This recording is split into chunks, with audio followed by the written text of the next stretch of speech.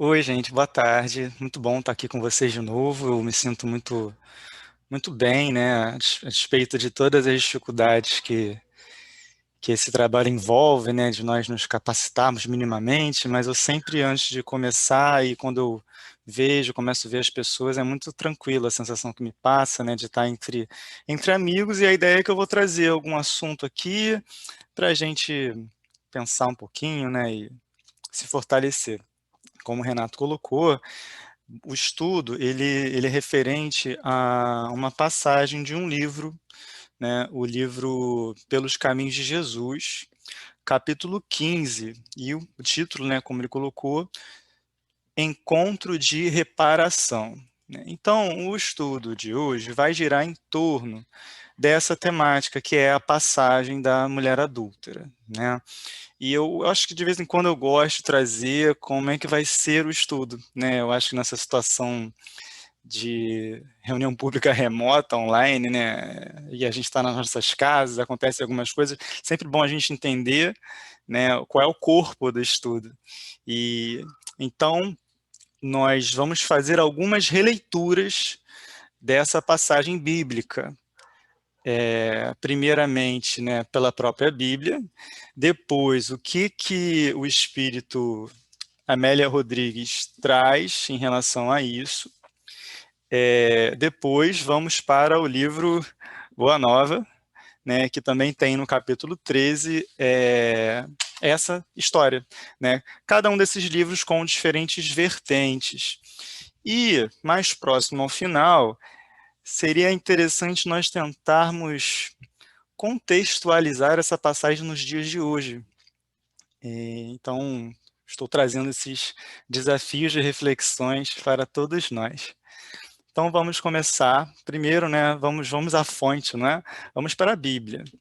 Então, vamos ler o que está lá na palavra, né? Então vou ler aqui o trecho que fala dessa história. Ela se encontra no Evangelho de João, né? Então está aqui no item 8. Vou começar a leitura. E pela manhã cedo, voltou para o templo Jesus, e todo o povo vinha ter com ele. Assentando-se, os ensinava. E os escribas e fariseus trouxeram-lhe uma mulher apanhada em adultério. E pondo-a no meio, disseram-lhe: Mestre, esta mulher foi apanhada no próprio ato adulterando. E na lei nos mandou Moisés que as tais sejam apedrejadas. Tu, pois, que dizes? Isso diziam eles, tentando-o, para que tivessem de que o acusar. Mas Jesus, inclinando-se, escrevia com o dedo na terra. E como insistissem, perguntando-lhe, endireitou-se e disse-lhes: Aquele que dentre vós está sem pecado, seja o primeiro que atire a pedra contra ela. E tornando a inclinar-se, escrevia na terra. Quando ouviram isso, saíram um, a começar pelos mais velhos, até os últimos. Ficaram só Jesus e a mulher, que estava no meio. E endireitando-se Jesus, e não vendo ninguém mais do que a mulher, disse-lhe: Mulher, onde estão aqueles teus acusadores? Ninguém te condenou. E ela disse: Ninguém, Senhor. E disse-lhe Jesus: Nem eu também te condeno. Vai-te e não peques mais. Então essa é, né? Vamos beber da fonte, né? A origem aí da história nesse trecho aí do Evangelho de Mateus. E então nós temos, né?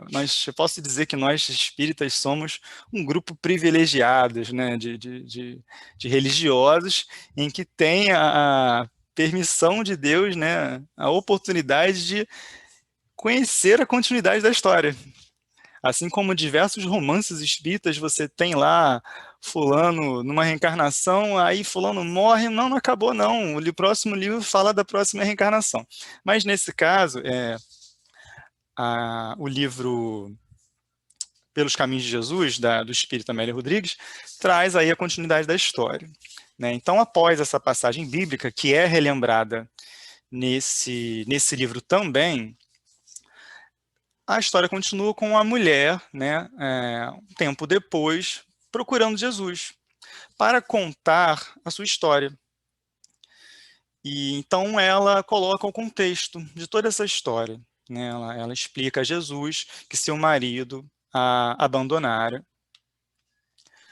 Eles casaram, né? E os primeiros dias, né, foram bons, mas, né, logo após os primeiros dias do casamento, o seu marido a relegou praticamente ao abandono, indo nas noites, né, se mergulhar aí nos seus vícios, né, nas suas atividades de prazer, de lazer, né, e nesse contexto a mulher se sentiu muito carente, se sentiu muito sozinha, né, e havia um homem que a rondava o tempo todo, sempre seduzindo, né, até que chegou um momento que ela não resistiu e se entregou, né, às paixões e nesse momento foi flagrada, né, e arrependida, né, após isso tudo, ela então vem questionar Jesus um roteiro, uma lâmpada de esperança para prosseguir.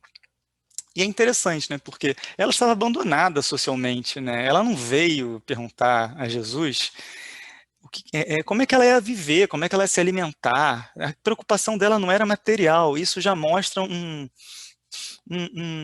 progresso daquele espírito, né, uma maturidade, né. A questão dela é como é que eu ia ficar na minha vida, como é que eu posso seguir, me reparar. Olha que interessante, né? Porque uma mulher numa situação dessa já estava abandonada, né, não podia mais contar com o marido, e aí? E a família também, né, estava fora de casa, como essa mulher ia ficar? Mas não era essa a preocupação, né? Então, Jesus se sensibilizou muito com essa situação dessa mulher, né? Mas colocou que o problema vital era o de natureza íntima. O problema que essa mulher deveria focar não era o comportamento das outras pessoas em relação a ela, porque as pessoas iriam maltratá-la, iriam querer continuar buscando justiça, mas a questão é a mulher adúltera com ela mesma, a paz da consciência, a busca da reparação, o seu soerguimento, né, buscar essa felicidade de estar em paz com Deus. E nesse sentido, então, Jesus estimula algumas coisas.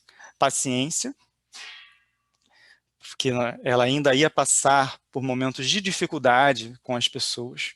Humildade, né, porque ela realmente se colocou numa experiência, né, que trouxe essa infelicidade para ela e para outras pessoas. Fé e a continuidade do bem. Olha a receita que Jesus traz, né?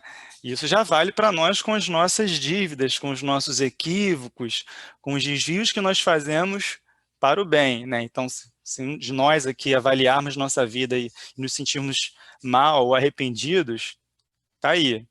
Paciência, humildade, fé e continuidade no bem, né? Então, são todas propostas ativas, né? Não apenas a proposta de sentar, de se entregar ao sofrimento, se entregar à culpa. Nós temos aí alguns caminhos legais para seguir, né? E de vez em quando vou trazer alguns trechos das falas de Jesus, porque eu não tenho, né, condição de tentar espelhar o que ele coloca. Então tem esse trecho aqui em que Jesus continua conversando com ela. Busca a oportunidade de reparação e adapta-te à situação atual, aguardando o amanhã com a disposição de quem compreende o prejuízo a si mesmo causado ao arrojar fora o hoje, né? Então ele continue, né? Não abandone o gesto passado, relembre, né, que aguarde o amanhã, né, mas compreendendo o prejuízo que aconteceu, não se entregando à culpa, que tem lá uma parcela de importância no seguimento moral do espírito, né? Mas a gente muitas das vezes quer abandonar os caminhos incorretos, né? Esquecer, mas não, aquilo está lá, né? Aquilo traz um conjunto de mágoa, de tristeza, mas que também são importantes para nós nos repetirmos e cairmos no mesmo erro. E a mulher, então, pede a bênção de Jesus e a permissão para segui-lo. Eu entendi aí que era mais seguir a sua doutrina, né, mas não ficou claro no livro. E Jesus, então, responde: vai, filha, e não sofras mais. Deixo bem claro que Jesus colocou isso muito sensibilidade, de forma muito carinhosa com essa mulher. Continua. Aqueles que se arrependem e buscam ensejo de redenção, então, ó, duas etapas: o arrependimento e a busca da redenção. Encontram a redenção. Há sempre um lugar no rebanho do amor para as ovelhas que retornam e desejam avançar. Então, nós começamos a entender a quebra de paradigma que Jesus vem trazer na justiça da nossa sociedade, que é o amor, né? Que é muita novidade naquela época, já que o que imperava, né, eram as leis mosaicas, leis mais duras, olho por olho, dente por dente. E aí Jesus, então, traz esse convite para essa mulher, colocando a importância do amor, né, perante as falhas, né, as dificuldades. Mas aí, como essa mulher vai se redimir? Como ela vai reparar essa situação que passou? Porque ela traiu seu marido, mas ela não convivia mais com ele. E aí? Vai reparar como?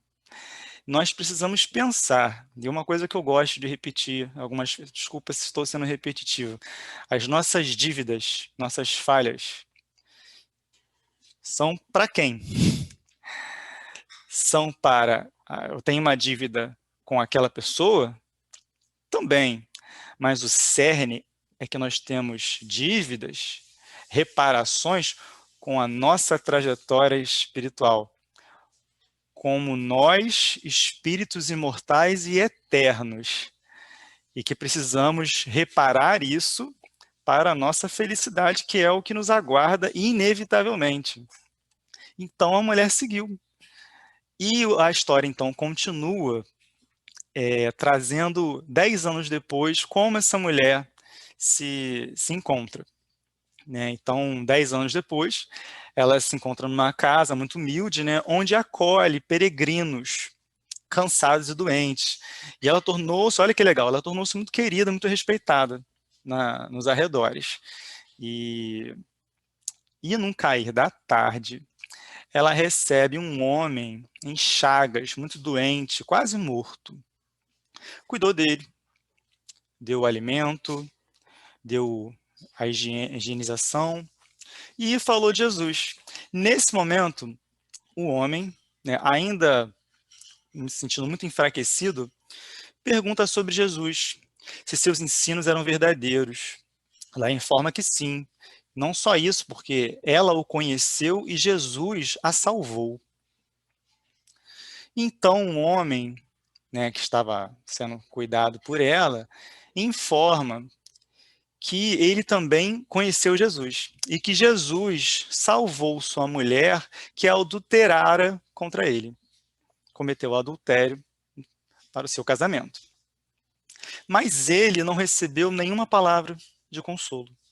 Então ele não soube aproveitar aquele momento, saiu revoltado, né, e voltou a se mergulhar em seus vícios. Após determinado tempo, a gente considera aí que devem ser um período de poucos anos, ele mais maduro começou a compreender a verdade, né? E aí o livro não aborda o que seria isso, mas a gente considera, né, o papel que ele teve também no casamento, né, de arruinar o casamento.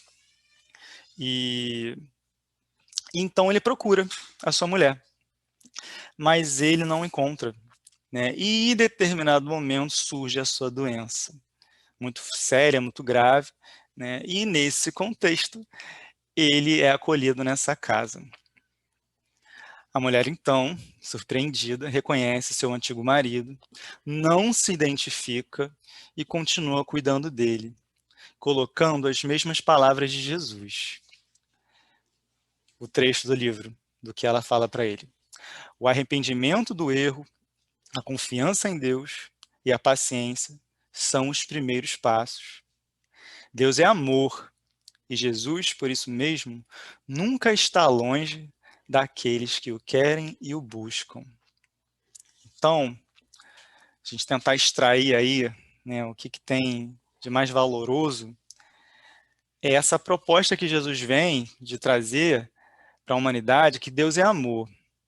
E a partir disso nós temos uma mudança drástica da nossa relação com Deus para todo o eterno. Né? Daquela época, 2000 anos atrás, até então e para toda a eternidade. E também, né, nós podemos pensar qual é a nossa relação com a nossa culpa. O que nós precisamos fazer para buscar a reparação, esse entendimento que a nossa dívida é especialmente com a nossa caminhada espiritual. É importante lidarmos com a reparação, com aquele que nós vitimamos também, mas nem sempre é possível. Então vamos seguir a nossa trajetória, vamos dar a volta por cima, né, e seguirmos e perseverarmos nas oportunidades do bem que nos cerca. E se nós pensarmos num país como o Brasil, onde há tanta desigualdade, onde há tanto sofrimento, nós podemos encontrar essas oportunidades nos nossos vizinhos, nossas famílias, nos trabalhos religiosos, nos inúmeros trabalhos sociais, na prece. Né? Oportunidade nesse país não falta. Então essas são as reflexões desse livro, né, que foi a base do estudo de hoje. Né? E agora nós temos aqui a passagem do capítulo 13 do livro Boa Nova. Esse capítulo 13 se intitula Pecado e Punição. Então, uma terceira releitura da história. E nessa passagem, nesse capítulo, repete-se a história, né, do caso da mulher adúltera, mas o foco não é o que acontece depois com a mulher adulta, como no livro Pelos Caminhos de Jesus. Né? A Boa Nova vem trazer como fica o entendimento dos apóstolos. Né? E o discípulo João, especialmente. Então, esse livro mostra um diálogo entre Jesus e João, né, onde Jesus questiona, onde João questiona Jesus a sua atitude e a escolha dele de não ter condenado a mulher. Porque realmente, né, após tudo que aconteceu, ele questiona e fala, eu também não te condeno, mas, né, que ela siga a vida e que não volte a pecar. E aí Jesus, eu vou responder, vou colocar aqui o trecho da resposta de Jesus. Quais as razões que aduzes em favor dessa condenação? Sabes o motivo por que essa pobre mulher se prostituiu? Entendi aqui que nesse prostituiu é nesse sentido de, né, se relacionar com outro homem. Terás sofrido alguma vez a dureza das vicissitudes que ela atravessou em sua vida? Ignoras o vulto das necessidades e das tentações que a fizeram sucumbir a meio do caminho? Não seria justo agravar-lhe os padecimentos infernais da consciência pesarosa e sem rumo? Então, essa foi a resposta de Jesus. Mesmo assim, João insiste, ele coloca que é o que está na lei e que isso deveria ter sido cumprido. Então, Jesus traz a hipocrisia que reina nessa lei. Quando muitos homens de status permanecem impunes por seus diversos crimes.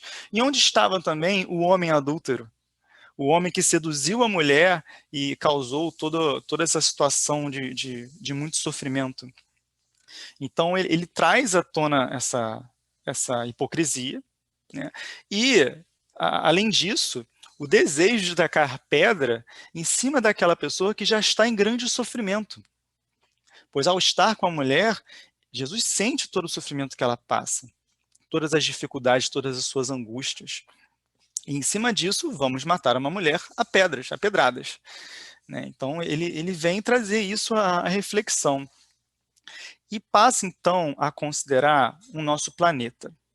Ele considera o nosso planeta como duas coisas. Primeiro, como escola. Vou ler o trecho aqui.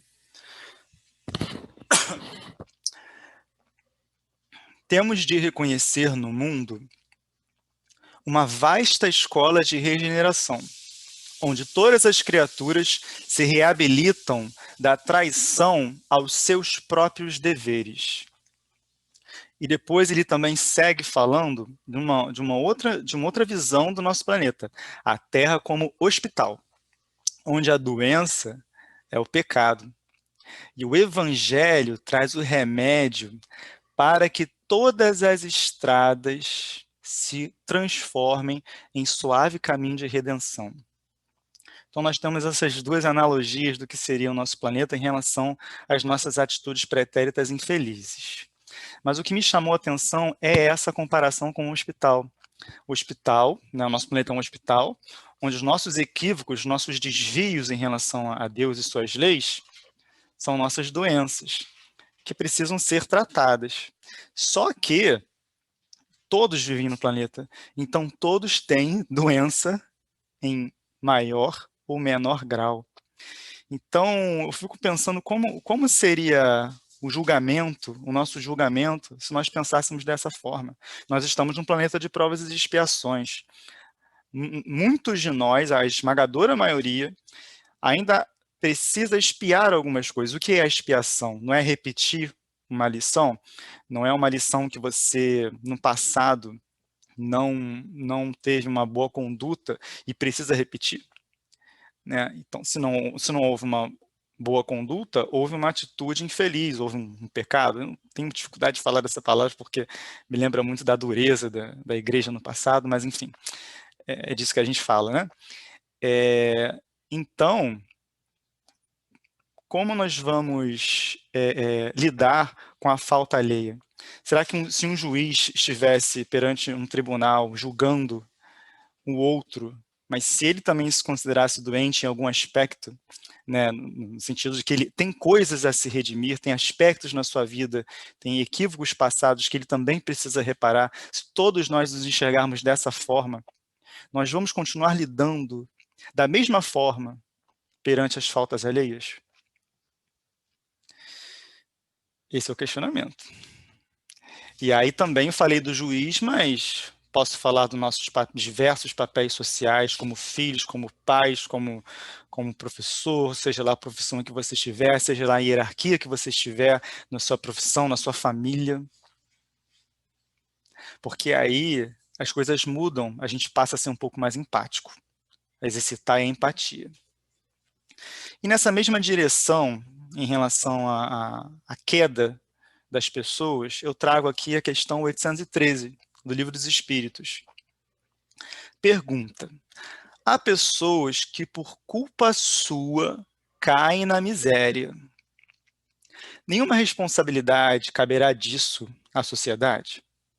Resposta dos Espíritos: mas certamente. Já dissemos que a sociedade é muitas vezes a principal culpada de semelhante coisa. Demais, não tem ela, sociedade, que velar pela educação moral dos seus membros? Quase sempre é a má educação que lhes falseia o critério, isto é a má educação, especialmente moral, que falseia o critério daquele que cai, que tem a atitude infeliz, ao invés de sufocar-lhes as tendências perniciosas. Então, a pergunta ela fala mais, ela é uma pergunta que está localizada na Lei de Igualdade, um capítulo sobre Lei de Igualdade, que é uma lei moral. Está falando muito de riquezas também. Então, a pergunta fala sobre aqueles que caem na miséria, né? Aqueles que têm uma situação financeira estável, minimamente boa, mas por culpa própria caem na miséria. Mas a gente pode ampliar isso, né, para aqueles que incorrem em diversos erros, não apenas de natureza financeira, né? Podemos ampliar para tudo e considerar nós, como sociedade, ainda muito pequena em relação à educação moral. Então, nós sempre temos que apoiar uns aos outros, justamente por causa dessa raiz de todo o mal, que é a fraqueza da educação moral. Precisamos ajudar sempre uns aos outros. E agora, né, gostaria de trazer no finalzinho desse livro, nesse capítulo 13 do Boa Nova, existe um parágrafo, o último parágrafo desse capítulo, que eu achei muito interessante, né? Porque ele traz o impacto dessa passagem em nossa sociedade até os dias de hoje.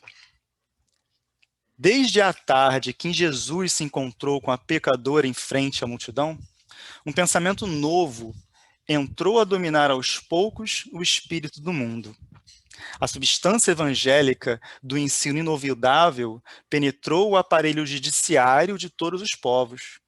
A sociedade começou a compreender suas obrigações e procurou segregar o criminoso, como se isola um doente, buscando auxiliar-lhe a reforma definitiva por todos os meios ao seu alcance. Os menores delinquentes foram amparados pelas numerosas escolas de regeneração. Todo o sistema da justiça humana evolveu para os princípios da magnanimidade, e os juízes modernos, lavrando suas sentenças, sem nunca haverem manuseado o Novo Testamento, talvez ignorem que procedem assim por ter sido Jesus, o grande reformador da criminologia. Criminologia é o estudo, o conhecimento ao redor do crime, né? As suas causas, as vítimas, o controle social do crime, como lidar com o criminoso. E aí eu pensei em trazer para discussão, para reflexões, aspectos relacionados à criminologia, o histórico dela no nosso planeta, no nosso país, mas eu conversei com um amigo advogado e vi que seria muito difícil trazer isso para a discussão de uma forma neutra, não enviesada, né? Mas alguns aspectos nós concordamos. Por exemplo, alguma evolução, né? De como a sociedade passou a lidar com o crime desde a época de Jesus. Podemos considerar, por exemplo, né, em nosso país, né, a não existência mais, né, formalmente, né, nas leis da tortura e da pena de morte, como avanço. Outra coisa também que nós podemos pensar é a proporcionalidade. Né? Por exemplo, numa situação dessa história, uma mulher comete um adultério e ela vai possivelmente morrer por conta de pedradas. Né? E uma das evoluções também relacionadas à criminologia é que a justiça evoluiu no sentido de dar proporcionalmente penas relacionadas à proporção do crime, né? Não ter mais, né, todo esse exagero. Então foram aspectos que nós conseguimos, pelo estudo, pela leitura, por alguns vídeos, concordar, né, de evolução, mas infelizmente nós ainda vemos muitas questões delicadas e frágeis relacionadas a como lidar com o crime nas favelas e comunidades, questões relacionadas ao racismo, as, as, as prisões, né, as coisas terríveis que acontecem nas prisões, né, e o desejo de parte da humanidade de querer simplesmente que os criminosos sumam, desapareçam da sua frente, e muitas vezes com desejo de vingança. Né? Mas na conversa com ele, ele trouxe alguns pontos interessantes, e um deles é em relação à contextualização dessa história nos dias de hoje. O caso da mulher adúltera nos dias de hoje. E isso aí também seria, acho que se o Renato quisesse, junto com as pessoas do idade, acho que seria um mês, né, só de palestras em relação a isso, mas eu acho legal nós pensarmos nesse contexto de pandemia em que nós ficamos muito em nossas casas, nós assistimos muita televisão, ficamos muito vidrados nas redes sociais, né? Pensei em duas questões. A cultura do cancelamento. A cultura do cancelamento é uma coisa que surgiu há pouco tempo e tem ficado muito forte nas redes sociais, em que uma pessoa ou um grupo de pessoas relata um ato, uma atitude inadequada de uma outra pessoa e posta na internet, seja por vídeo, seja por fotos, e junto a essa postagem, ela marca a própria empresa que aquela pessoa trabalha, ou marca um grupo de pessoas relacionados a uma instituição da sociedade, ou então marca influencers, que são pessoas, por exemplo, que fazem vídeos no YouTube, para que essa postagem se amplifique. E muito rapidamente, com uma velocidade assustadora, essa pessoa é cancelada em diversos aspectos. E um caso que tem numa reportagem da BBC fala sobre o caso de Emanuel Cafferty. Resumidamente, ele era um trabalhador, seu turno de trabalho era em torno de 8 a 12 horas, trabalhava em subsolos, cuidava de empresas relacionadas à eletricidade e gás. E uma das vezes ele estava voltando para casa do trabalho e ele colocou as mãos para fora do carro e tem o costume de estalar os dedos, né? E o que aconteceu é que um homem passou muito nervoso no carro, xingando, ele não entendeu por quê, e ele continuou fazendo gestos com a mão, né? E o homem continuou agredindo, não entendeu por quê. Quando chegou em casa, 2 horas depois, ele recebeu uma ligação do seu chefe comunicando que ele foi denunciado por um ato de racismo, né? Porque nesse movimento das mãos ele fez esse gesto e é tido, né? Uma das interpretações desse gesto é o da supremacia branca, né? Dos white powers, né? E então essa postagem foi muito amplificada, né? Ele perdeu o seu emprego, que considerou o melhor emprego da sua vida, e passou por muitas dificuldades, não conseguiu se empregar, né? Chegava nas empresas, inclusive ex-empresas que não mais o atendiam, mas em novas empresas o RH colocava, por exemplo, seu nome no Google e achava esse episódio e ele também não conseguia se empregar. Né? Então, eu tenho muita dificuldade de ser extremamente radical perante esse tipo de postura da sociedade, porque nós entendemos que existe uma luta, por exemplo, pelas minorias, né, por uma sociedade mais justa e igualitária. Mas a dificuldade é no radicalismo, tomar atitudes sem considerar o que está acontecendo, que não é o que João vem perguntar a Jesus, a resposta de Jesus, né, considerou a situação da mulher, considerou todos os sofrimentos que ela já passou e o que ela passou antes, né, individuação, caso a caso, não generalizar, não ser tão radical. E aí nós somos do mundo, nós vivemos no mundo, mas nós somos do mundo, nós viramos uma posse do mundo, da sociedade, dos seus costumes, das suas modas. Então nós temos que ter muito cuidado. E outro aspecto também que eu quero trazer é relacionado aos reality shows. Eu já ouvi falar de alguns, hoje já faz muitos anos que eu não acompanho, mas eu vejo com muita frequência na internet as pessoas se aglomerando em grupos, desejando que a pessoa seja eliminada com tal percentual de votos e comemorando.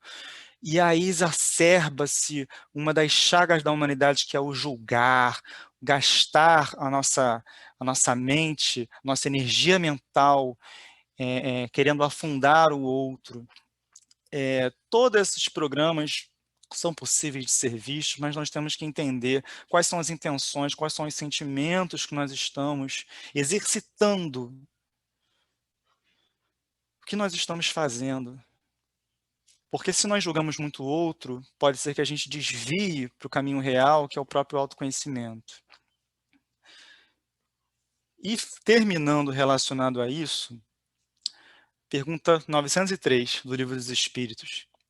Incorre em culpa o homem por estudar os defeitos alheios? Então, quando você está lá assistindo a televisão, vendo fulaninho lá, e aí? O que os espíritos respondem?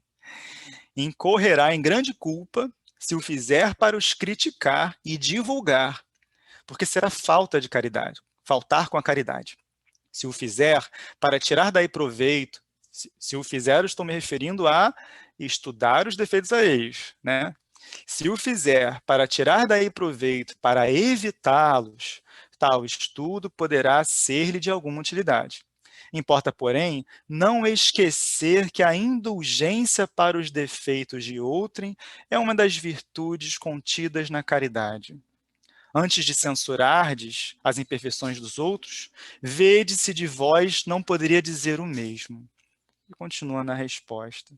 Então tá aí, né, tudo isso que o Espiritismo nos traz em relação a Deus como amor, a necessidade da empatia, como lidarmos com nossa própria culpa, com a necessidade de perseverarmos no bem, de termos fé, de termos humildade. Todas essas reflexões.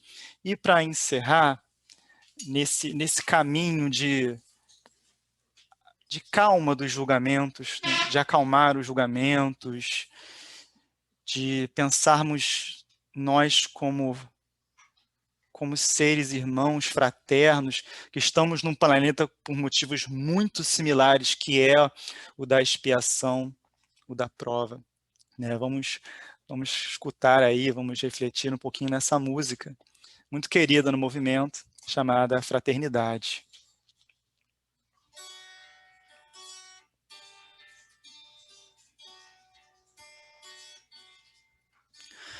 Nossa união é como uma canção que fala todo dia de amor, de alegria. Paz no mundo novo com Jesus, teu reino em nosso coração.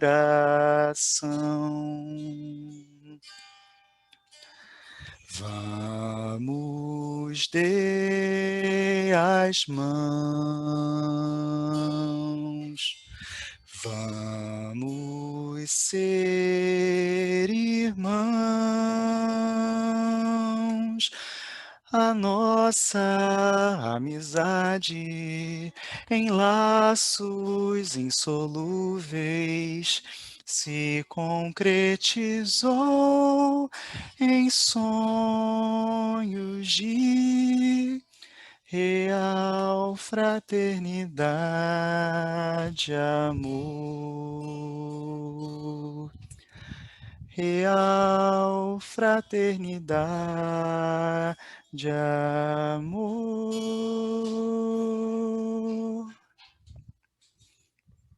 Muita paz para todos.